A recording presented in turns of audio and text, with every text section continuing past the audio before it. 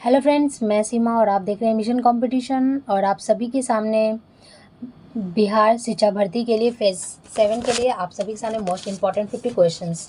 चलिए guys, 50 questions हम लोग स्टार्ट करते हैं। आप भी हमारे चेक कीजिए। चलिए गाइस, हमारा क्वेश्चन नंबर 1 क्या कह रहा है, निम्नलिखित में से कौन royal commission on public services in India 1912 का सदस्य नहीं था?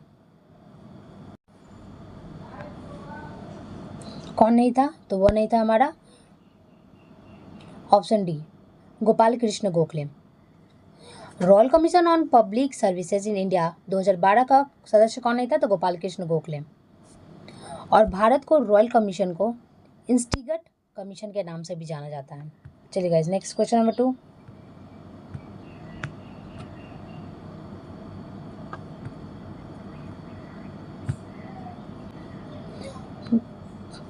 निम्नलिखित में से किस एक पत्रिका का प्रकाशन महात्मा गांधी ने अपने दक्षिण अफ्रीका के प्रवास के दौरान किया था? तो कौन सा है? तो इंडियन ओपिनियन पत्रिका का प्रकाशन महात्मा गांधी ने अपने दक्षिणी अफ्रीका के प्रवास के दौरान किया था। गांधी जी ने 1853 ईस्वी में अब्दुल्ला सेठ के वकील के रूप में दक्षिण अफ्रीका गए थे और वहीं पर उन्होंने रंग भेद की नीति का विरोध भी किया था। कब? तो 1906 से और 7 ईस्वी में। और गांधी जी ने वहीं पर सत्याग्रह का शुरुआत भी किया था। चलिए नेक्स्ट क्वेश्चन नंबर 3 क्या कह रहा है, कांग्रेस के किस अधिवेशन में संकल्प पारित किया गया है कि विधि के समक्ष जाति वंश और स्त्री पुरुष के लिहाज किए बिना एक समानता होनी चाहिए? तो ये क्या है, किसमें?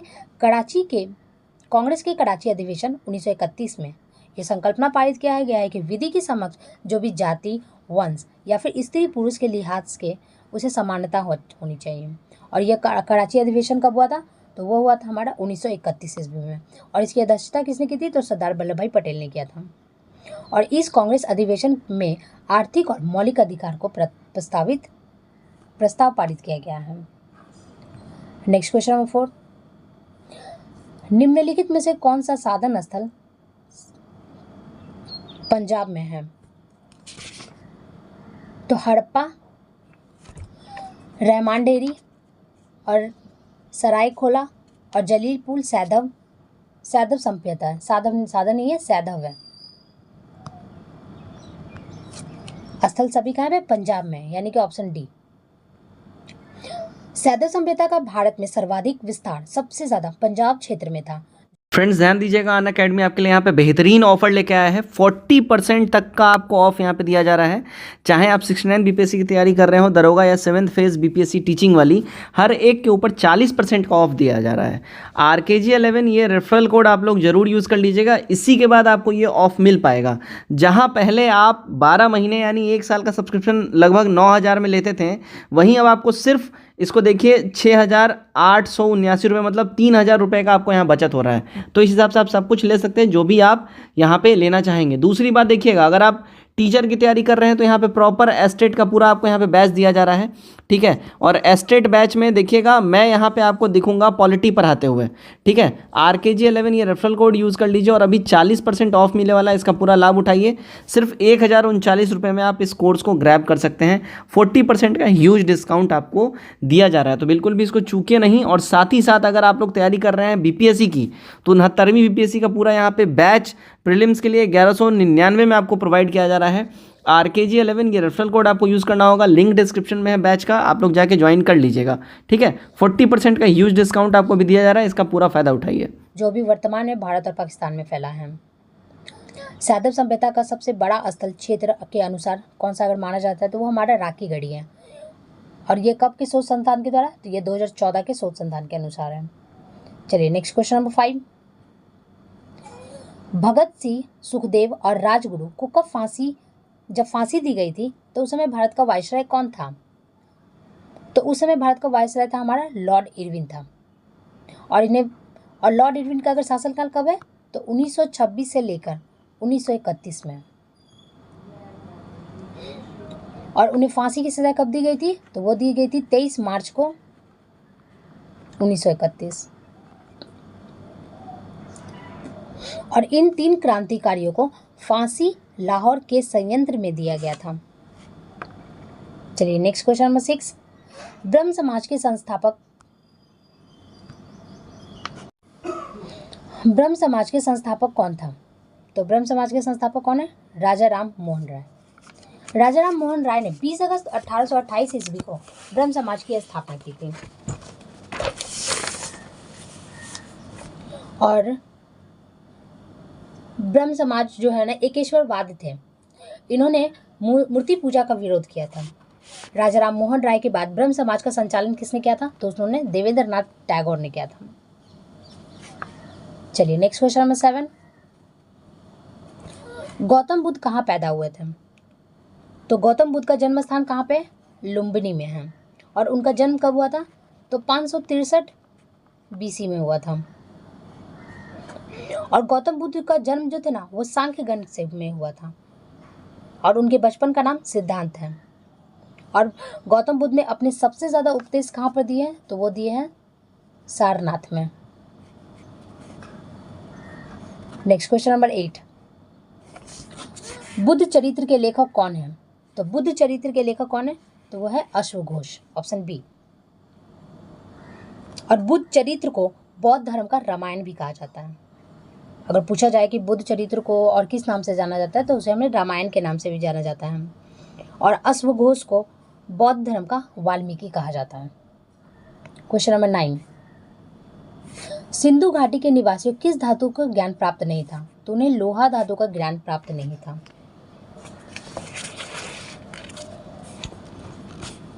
लोहा का प्रयोग ना भारत में उत्तर वैदिक काल से शुरू हुआ था। Next question number 10।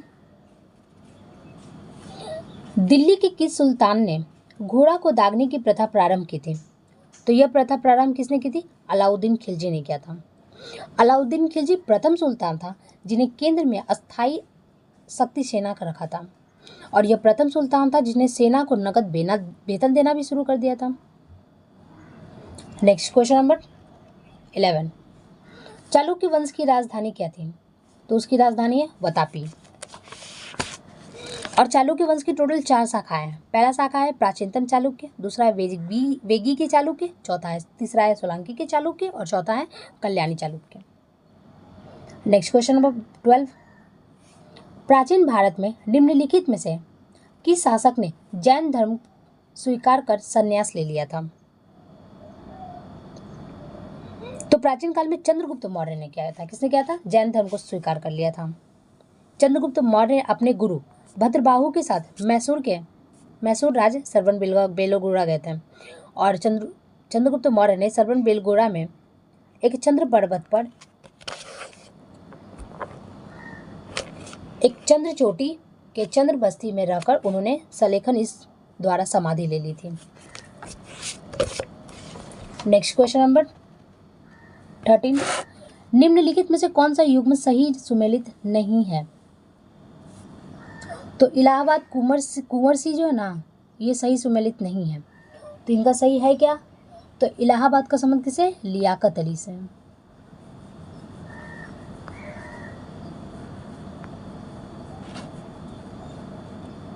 Next question number 14।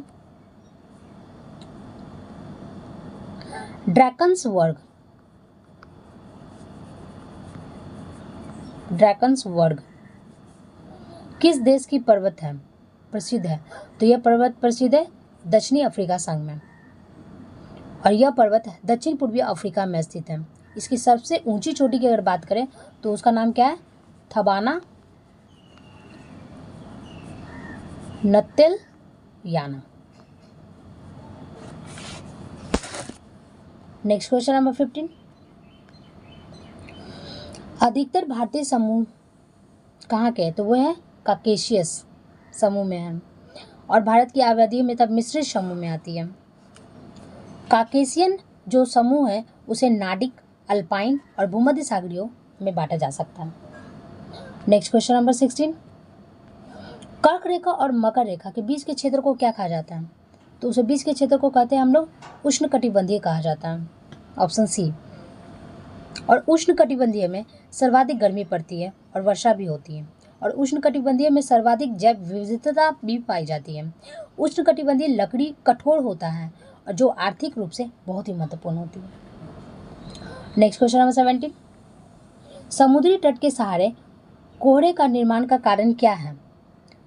तो उसका निर्माण का कारण क्या है? अभिवहन।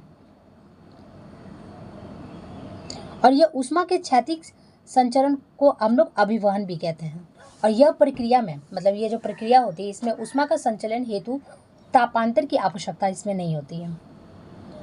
Next question number 18। हिमालय पर्वतमाला में उत्तर से दक्षिण की ओर जाते हुए पर्वत दर्रों का सही अनुक्रम कौन सा है? तो यह अनुक्रम है हमारा ऑप्शन बी, चाडिंग, सिपिक और मुलिंगहम। Next question number 19। गंगा नदी की सहायक नदी उत्तर की ओर से बहने वाली नदी कौन सी है? तो वह नदी हमारी सोन नदी है। सोन नदी अमरकट्टम की पहाड़ी से निकलती है और सोन नदी लगभग 784 किलोमीटर प्रभावित होकर पटना के समीप मनेर में गंगा नदी में आकर मिल जाती है। Next question number 20। भारत के शुष्क खेती के अंतर्गत एक प्रमुख फसल निम्नलिखित में से कौन सी है? तो वह है बाजरा। बाजरा जो है एक मोटा अनाज है और बाजरा वर्ष कब घोषित किया गया? तो 2023 को घोषित किया गया है। और बाजरा जो है एक मोटा अनाज है जिनका भारत में सर्वाधिक उत्पादन सबसे ज्यादा राजस्थान में होता है। Next question number 21। निम्नलिखित नदी समूह में से किस समूह की नदियों का उद्गम मानसरोवर झील के निकट होता है? तो वो होता है कि यहाँ पे ब्रह्मपुत्र, सतलज और सिंधु नदी का उद्गम मानसरोवर की झील पर होता है। ब्रह्मपुत्र नदी ना तिब्बत के मानसरोवर झील के निकट पे स्थित हिमानी नदी से निकलती है और सिंधु नदी तिब्बत के मानसरोवर झील के पास सानो ख्वानाबाब हिम नदी से निकलती है। और सतलज नदी मानसरोवर के पास से कैसे स्थित थी, लेकिन वो राकसताल से निकलती है। और अगर भारत से होकर बहने वाली सबसे लंबी की नदी की बात करते हैं तो वह हमारी ब्रह्मपुत्र नदी है। Next question number 22। उत्तर से दक्षिण की ओर जाते हुए नीचे दिए गए पर्वत श्रेणियों के अनुक्रम सही बताना है। तो वो कौन सा है? तो ऑप्शन सी है, सोन पर्वत श्रेणी, कैमूर पर्वत श्रेणी और रामगढ़ पर्वत श्रेणी है।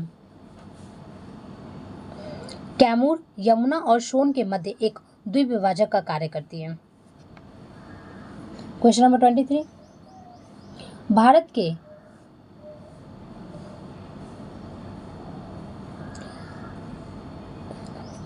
न्यायिक आर्थिक क्षेत्र संलग्न क्षेत्र आगे समुद्र में कितनी दूरी पर है? तो वह है 200 समुद्री मील पर है। एकांतिक आर्थिक क्षेत्र किसी भी समुद्र में प्रक्षेपक होती है जिन क्षेत्र में उस देश का एकाधिकार होता है। ठीक है। Next question number 24। निम्नलिखित में से राष्ट्रीय मार्गों में से किसकी सबसे अधिक लंबाई है? तो अगर सबसे अधिक लंबाई की बात करें तो कोलकाता से हजीरा की लंबाई सबसे ज़्यादा है। और अगर इसकी लंबाई कितनी है तो उसकी लंबाई है 1949 किलोमीटर। और भारत में नागपुर योजना का संबंध सड़क परिवहन से संबंधित है और इसकी शुरुआत भी अगर बात करते हैं तो इसकी शुरुआत कब हुई है? 1943 ईस्वी में हुआ। Next question number 25। लक्षद्वीप समूह की प्रवाल द्वीपिया की संख्या कितनी है? तो द्वीपों की संख्या कितनी टोटल? 12 है, ऑप्शन सी। और लक्षद्वीप समूह ना जो अरब सागर में अवस्थित है और लक्षद्वीप समूह में टोटल कितने द्वीप हैं? तो 36 द्वीप हैं। और लक्षद्वीप केवल 10 द्वीपों पर ही लेकिन आबादी है। आबादी की अगर बात करें तो सिर्फ 10 द्वीप पर ही है।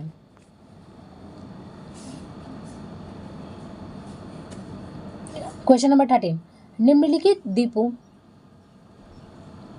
अरब सागर में स्थित द्वीप कौन सा है? तो श्रीहरिकोटा और ट्रिंकेट अरब सागर में अवस्थित द्वीप नहीं है, यानी ऑप्शन सी 1 और 4। Question number 27। निम्नलिखित में से कौन सी नदी अरावली पर्वतमाला से निकलती है? तो लूनी नदी है जो कि अरावली पर्वतमाला से निकलती है और लूनी नदी अजमेर जिला में स्थित नाग पहाड़ी से निकलती है।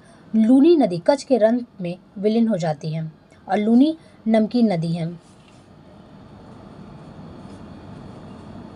Question number 28। निम्नलिखित में से किसे आधुनिक मनु कहा जाता है?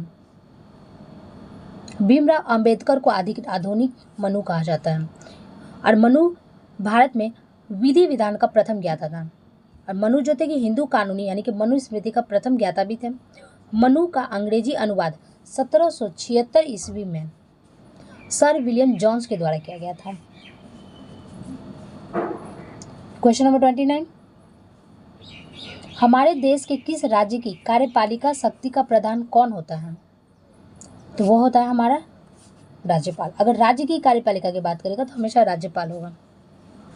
राज्य की कार्यपालिका राज्यपाल और मुख्यमंत्री के नेतृत्व में मंत्रिमंडल शामिल होते हैं। और राज्यपाल की नियुक्ति कौन करते, किसके द्वारा की जाती? तो राष्ट्रपति के द्वारा, अनुच्छेद 155 के अंतर्गत। नेक्स्ट क्वेश्चन नंबर 30, हमारे संविधान में के भाग 3 को औपनिवेदिक धर्म की स्वतंत्रता का अधिकार की अभिवृद्धि किस प्रकार की है? तो यह है ऑप्शन सी, नकारात्मक और सकारात्मक दोनों ही है। और इसे भाग 3 में चौथा मौलिक अधिकार धर्म की स्वतंत्रता है। तो धर्म की स्वतंत्रता अगर अनुच्छेद में बात करते हैं तो वो 25 से 28 में धर्म की स्वतंत्रता से संबंधित है। नेक्स्ट क्वेश्चन नंबर 31, भारत में नागरिकता संबंधित विधान बनाने का प्राधिकार प्राप्त है किसको? तो यह प्राप्त है किसको? संसद को प्राप्त है। और भारतीय संबंधी जो विधान संसद है ना 1956, 1986, 1992, 2003, 2005, 15 और 2019 में बनाया गया है। नेक्स्ट क्वेश्चन नंबर 32, हमारे संविधान के किस अनुच्छेद में पर्यावरण का संरक्षण और संवर्धन उपलब्ध है? तो यह है अनुच्छेद 48 के क में पर्यावरण संरक्षण एवं संवर्धन उपलब्ध है। अनुच्छेद 48 का क के उपलब्ध 42वें संविधान संशोधन के 1976 के द्वारा इसे जोड़ा गया था। नेक्स्ट क्वेश्चन नंबर 33, भारतीय संविधान में सार्वजनिक वयस्क मताधिकार की व्यवस्था किस अनुच्छेद में उल्लेखित किया गया है? तो यह उल्लेखित किया गया अनुच्छेद 326 में। और भारत में एक गुप्त वयस्क मताधिकार की व्यवस्था की गई है। और भारतीय मूल में वयस्क मताधिकार की उम्र सीमा 21 वर्ष थी, लेकिन 61वां संविधान संशोधन 1989 ईस्वी के द्वारा वयस्क मताधिकार को 21 वर्ष से घटाकर 18 वर्ष कर दिया गया है। क्वेश्चन नंबर 34, संविधान के प्रारूप समिति के अध्यक्ष भीमराव अंबेडकर के किस अनुच्छेद में संविधान को हृदय और आत्मा कहा था? तो यह कहा था कि इसमें अनुच्छेद 32 में कहा गया है। अनुच्छेद 32 में संवैधानिक उपचारों का उपबंध है। नेक्स्ट क्वेश्चन नंबर 35, सर्वोच्च न्यायालय को संविधान के किस अनुच्छेद के समूह से न्यायिक पूर्वावलोकन शक्ति प्राप्त हुई है? तो यह है ऑप्शन सी, अनुच्छेद 13 के 251 से लेकर 254 तक का। नेक्स्ट क्वेश्चन नंबर 36, भारत में मान्यवादी की नियुक्ति कौन करता है? तो इनकी नियुक्ति कौन करती है? हमारे राष्ट्रपति करते हैं। और यह अनुच्छेद 76 के अधीन राष्ट्रीय मान्यवादी की नियुक्ति होती है। मान्यवादी राष्ट्रपति का प्रसाद पद अपने पद पर रहता है। मान्यवादी के लिए जो योग्यता होती है ना, वो सुप्रीम कोर्ट के न्यायाधीश से के समतुल्य से पारित होता है। क्वेश्चन नंबर 37, स्वतंत्र भारत का प्रथम कानून मंत्री कौन थे? तो स्वतंत्र भारत के प्रथम कानून मंत्री कौन थे? डॉक्टर भीमराव अंबेडकर थे। डॉक्टर भीमराव अंबेडकर को भारतीय संविधान का जनक भी माना जाता है। और डॉक्टर बी.एन. राव संविधान सभा के सलाहकार थे। बी.एन. राव कौन थे? तो वो संविधान सभा के सलाहकार थे। नेक्स्ट क्वेश्चन नंबर 38, भारत क्या है? तो भारत एक राज्यों का संघ है, ऑप्शन सी। और इसी अनुच्छेद 1 में भारत के राज्यों के संघ का उल्लेख किया गया है। भारत शासन अधिनियम 1935 में सर्वप्रथम संघीय ढांचा का उल्लेख किया गया है। राज्यों को केंद्र से अलग होने के अधिकार नहीं है। क्वेश्चन नंबर 39, राज्यपाल की नियुक्ति किसके द्वारा की जाती है? राज्यपाल की नियुक्ति राष्ट्रपति के द्वारा किया जाता है और अनुच्छेद 155 के अंतर्गत। और राज्यपाल की नियुक्ति आयु की न्यूनतम सीमा कितनी है? तो 35 वर्ष है। राज्यपाल राज्य के कार्यपालिका का प्रधान होता है। क्वेश्चन नंबर 40, भारत में केंद्रीय मंत्रिपरिषद किसके प्रति उत्तरदायी होता है? तो वह उत्तरदायी होता है किसके प्रति? लोकसभा के प्रति उत्तरदायी होता है।